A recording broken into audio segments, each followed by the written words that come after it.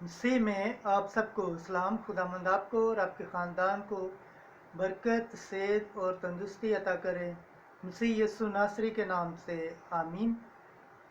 ہمارے لیے آج کی تلاوت تکوین کی کتاب، اس کا 16 باب، 4 آیت سے 12 اور 15 سے 16 آیت تک۔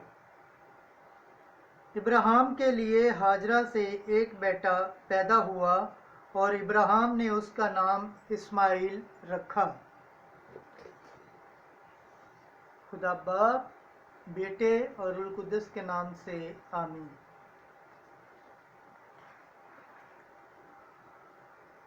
ان دنوں میں ابراہیم کی بیوی سہرائی کے اولاد نہ تھی، اور اس کی ایک مصری لونڈی تھی جس کا نام ہاجرہ تھا۔ سہرائی نے اپنے شوہر سے کہا، دیکھ، خداوند نے مجھے اولاد سے محروم رکھا ہے، سو تو میری لونڈی کے پاس جا، شاید کہ اس سے میرا گھر آباد ہو۔ تو اس نے اس کی بات منظور کی۔ تب سہرائی نے بعد اس کے کہ وہ کنعان کی زمین میں 10 برس رہے تھے، اپنی مصری لونڈی لے کر اپنے شوہر کو دی کہ اس کی بیوی ہو، اور وہ ہاجرہ کے پاس گیا اور وہ حاملہ ہوئی، مگر جب اس نے معلوم کیا کہ میں حاملہ ہوں تو اپنی ملکہ کی حقارت کی۔ تب سہرائی نے ابراہیم سے کہا کہ تو مجھ سے بے وفائی کرتا ہے،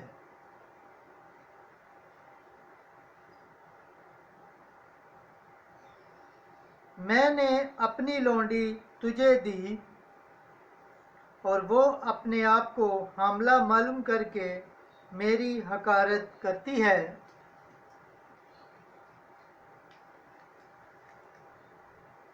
خداوند میرا اور تیرا انصاف کرے۔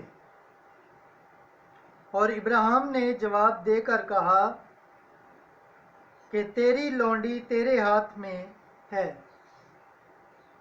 جو تیری مرضی ہو اس کے ساتھ کر۔ اور جب سہرائی نے ہاجرہ پر سختی کی تو وہ بھاگ گئی، اور خداوند کے فرشتہ نے اسے میدان میں پانی کے ایک چشمہ کے پاس پایا جو شور کی راہ پر ہے، اور اسے کہا کہ اے سہرائی کی لونڈی ہاجرہ، تو کہاں سے آئی اور کدھر جاتی ہے؟ وہ بولی، میں اپنی ملکہ سے سہرائی کے سامنے سے بھاگی ہوں۔ اور خداوند کے فرشتہ نے اس سے کہا کہ تو اپنی ملکہ کے پاس واپس جا، اور اس کے ماتحت اپنے آپ کو فروختن کر۔ پھر اس نے اس سے کہا کہ میں تیری اولاد کو بہت بڑھاؤں گا کہ وہ کثرت کے باعث گنی نہ جائے گی۔ پھر خداوند کے فرشتہ نے اس سے کہا، دیکھ، تو حاملہ ہے اور تجھ سے بیٹا ہوگا، تو اس کا نام اسماعیل رکھے گی، کیونکہ خداوند نے تیرے دکھ کی آواز سنی۔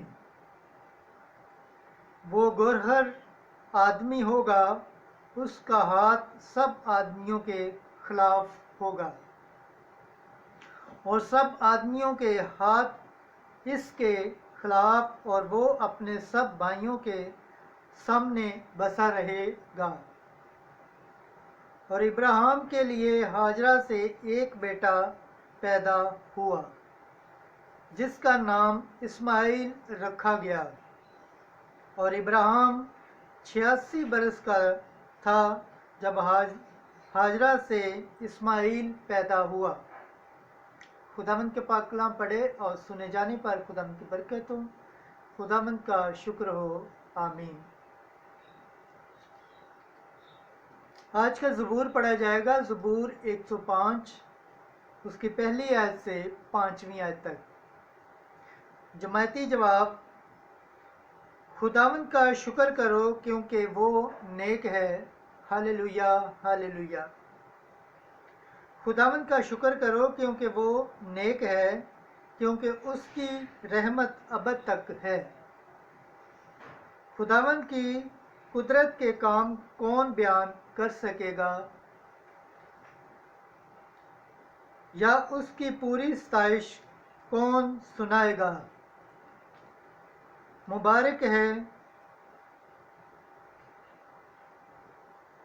وہ جو قاعدے پر چلتے ہیں اور ہر وقت صداقت کے کام کرتے ہیں۔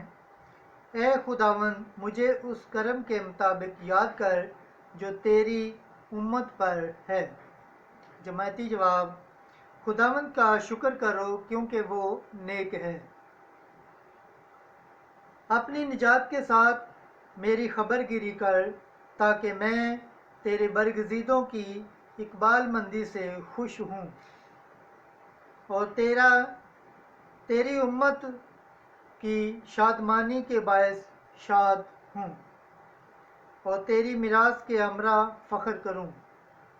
جماعتی جواب: خداوند کا شکر کرو کیونکہ وہ نیک ہے۔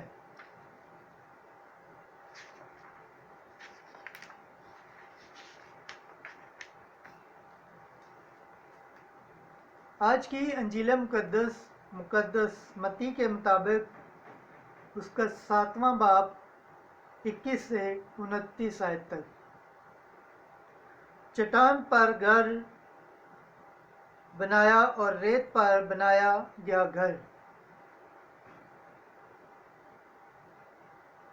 ایک دن یسوع نے اپنے شاگردوں سے کہا، نہ ہر ایک جو مجھے خداوند خداوند کہتا ہے آسمان کی بادشاہی میں داخل ہوگا، مگر وہی جو میرے آسمانی باپ کی مرضی پر چلتا ہے۔ اس دن بتھیرے مجھ سے کہیں گے، اے خداوند، کیا ہم نے تیرے نام سے نبوت نہیں کی اور تیرے نام سے بدروحوں کو نہیں نکالا اور تیرے نام سے بہت سے معجزات نہیں کیے؟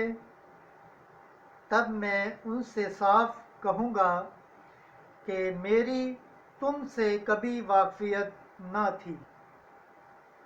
اے بدکارو، میرے سامنے سے چلے جاؤ۔ پس جو کوئی میری باتیں سنتا اور ان پر عمل کرتا ہے، وہ اس عقل مند آدمی کی مانند ٹھہرے گا جس نے چٹان پر اپنا گھر بنایا، اور مینہ برسا اور سیلاب آیا اور آندھیاں چلیں اور اس گھر سے ٹکرائے، مگر وہ نہ گرا، کیونکہ اس کی بنیاد چٹان پر رکھی گئی تھی۔ لیکن جو کوئی میری یہ باتیں سنتا ہے اور ان پر عمل نہیں کرتا، وہ اس بے وقوف آدمی کی مانند ٹھہرے گا جس نے اپنا گھر ریت پر بنایا، اور مینہ برسا اور سیلاب آیا اور آندھیاں چلیں اور اس گھر کو صدمہ پہنچایا، اور وہ گر پڑا اور اس کا گرنا ہولناک ہوا۔ اور ایسا ہوا کہ جب یسوع یہ باتیں ختم کر چکا تو ہجوم اس کی تعلیم سے حیران ہوا، کیونکہ وہ ان کے فقیوں کی طرح نہیں بلکہ صاحب اختیار کی طرح انہیں تعلیم دیتا تھا۔ انجیل مقدس کے وسیلے سے ہمارے گناہ معاف کیے جائیں۔ اے مسیح تیری ستائش ہو۔ خداوند کے پاک کلام پڑھے اور سنے جانے پر خداوند کی برکت ہو۔ خداوند کا شکر ہو، آمین۔ خدا باپ، بیٹے اور روح القدس کے نام سے آمین۔